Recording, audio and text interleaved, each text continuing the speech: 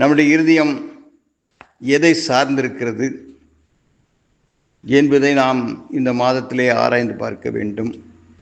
நீதிமொழிகள் 4ஆம் அதிகாரம் 23ஆம் வசனத்தை நாம் பார்க்கும் பொழுது, என் மகனே, என் வார்த்தைகளை கவனி,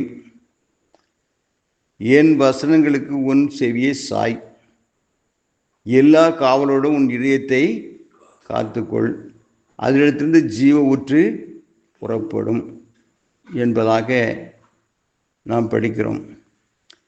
இருதயத்தை காத்து கொள்ள வேண்டும்.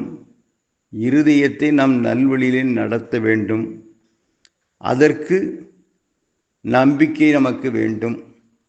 நம் ஆண்டவர் மேலே நம்பிக்கையோடு விசுவாசத்தோடு வாக்கு தத்தங்களை பற்றி கொண்டு நாம் இந்த பரிசுத்த வழியிலே இந்த ஆண்டு போட்டிருக்கிற பாதையிலே நடக்கும்போது நாம் நம்பிக்கை வீண் போகாது.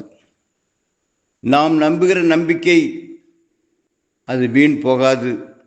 அதற்கு ஒரு முடிவு உண்டு.